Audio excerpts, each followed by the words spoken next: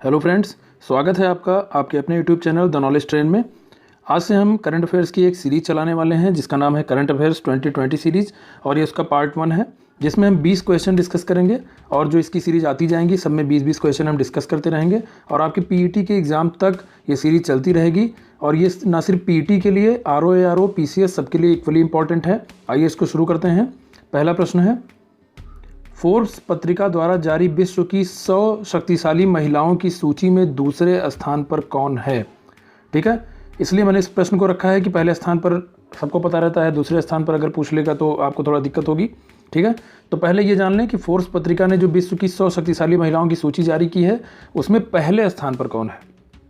ठीक है, तो लगातार 10वें साल जो जर्मनी की चांसलर हैं एंजेला मर्केल, ये पहले स्थान पर हैं। लेकिन प्रश्न यहाँ पूछा गया है कि दूसरे स्थान पर कौन है, तो वो क्रिस्टीना लेगार्ड हैं। ठीक है, क्रिस्टीना लेगार्ड जो हैं ये यूरोपियन सेंट्रल बैंक की प्रमुख हैं। ठीक है, क्रिस्टीना लेगार्ड, इसको याद रखिएगा। और जो भारत की वित्त मंत्री जी हैं निर्मला सीतारमण जी, ये 41वें स्थान पर हैं। ठीक है, ये भारत की सबसे शक्तिशाली महिला कही जा सकती हैं। तो इसमें जो क्वेश्चन है कि फोर्ब्स पत्रिका द्वारा जारी विश्व की 100 शक्तिशाली महिलाओं की सूची में दूसरे स्थान पर कौन है, तो इसका आंसर हो जाएगा क्रिस्टीना लेगार्ड जो यूरोपियन सेंट्रल बैंक की प्रमुख हैं। ठीक है, हेड है उसकी। अगला है, किस लेखक को उसके उपन्यास द सिटी एंड द सी के लिए तीसरे रविन्द्रनाथ टैगोर साहित्य पुरस्कार से सम्मानित किया गया है।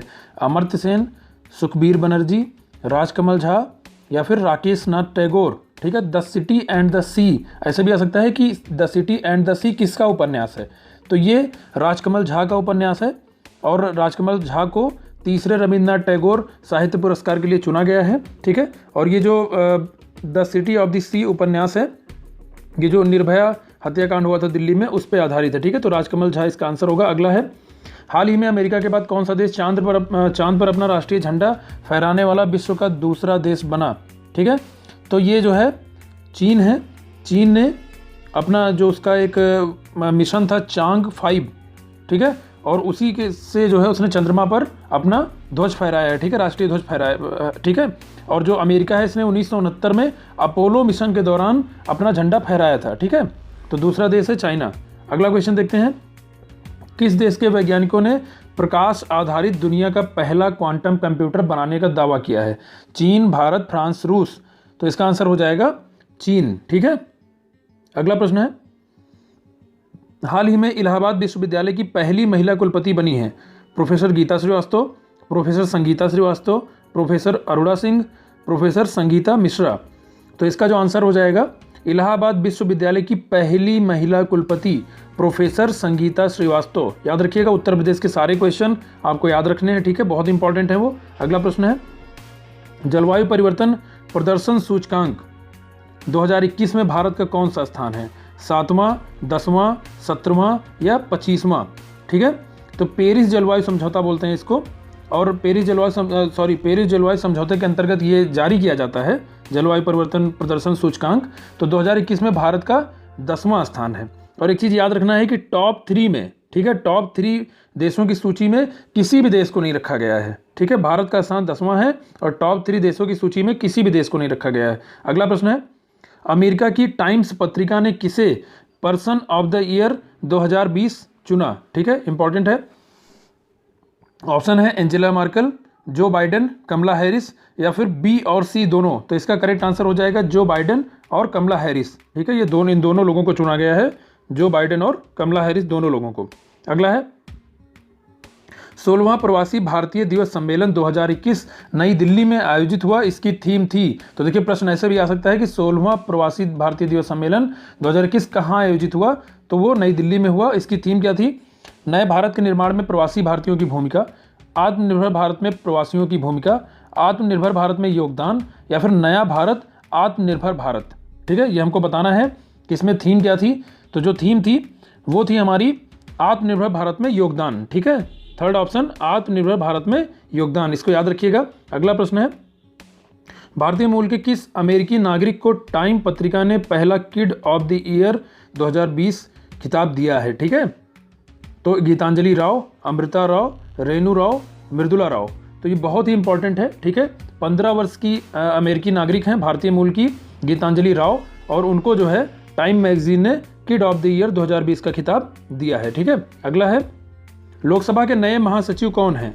रविंद्र कुमार सिंह, उत्पल कुमार सिंह, जय कुमार राठौर, मंजीत राठौर। तो आईएएस ऑफिसर हैं उत्पल कुमार सिंह और इनको जो है लोकसभा का नया महासचिव बनाया है। इसके पहले कौन थी लोकसभा की महासचिव? तो वो स्नेहलता श्रीवास्तव थी। ठीक है, तो याद रखिएगा लोकसभा के नए महासचिव उत्पल कुमार सिंह है। ठीक है, अगला है किसे वैश्विक शिक्षक पुरस्कार 2020 से सम्मानित किया गया? Rahul Singh Dilase, Ranjit Singh Dilase, Peter Tabichi, Michael Tabichi. तो ये देखिए दिलासे दिसाले भी लिखा रहता है, उससे मतलब थोड़ा नहीं है, आप ध्यान रखिएगा। रंजीत सिंह दिलासे जो हैं इनको वैश्विक शिक्षक पुरस्कार 2020 दिया गया है और ये महाराष्ट्र में एक प्राइमरी स्कूल या फिर प्राथमिक विद्यालय के शिक्षक हैं। ठीक है, और ये ऐसा पुरस्कार पाने वाले, वैश्विक शिक्षक पुरस्कार पाने वाले पहले भारतीय हैं। ठीक है, और जो वैश्विक शिक्षक पुरस्कार है ये वर्की फाउंडेशन द्वारा दिया जाता है। ये इंपॉर्टेंट इसलिए है कि वर्की फाउंडेशन की स्थापना केरल में जन्मे सेवी शनि वर्की ने की थी। ठीक है, और जो रंजीत सिंह दिलासे इनको पुरस्कार मिला क्यों है? क्योंकि इन्होंने बालिका शिक्षा को बढ़ावा दिया और जो है क्यूआर पद्धति से पाठ्य पुस्तक क्रांति में एक नई भूमिका निभाई। ठीक है, क्यूआर जो स्कैन करके पढ़ते हैं उसमें इन्होंने कार्य किया। अगला प्रश्न है वैश्विक आतंकवाद सूचकांक 2020 में भारत का कौन सा स्थान है? 5वां, 6वां, 7वां, 8वां। ठीक है, तो इसका आंसर हो जाएगा भारत का जो स्थान है वैश्विक आतंकवाद सूचकांक में वो है 8वां। ठीक है, पिछली बार कौन सा स्थान था अगर कोई पूछेगा तो वो है पिछली बार 7वां था, इस बार क्या है 8वां।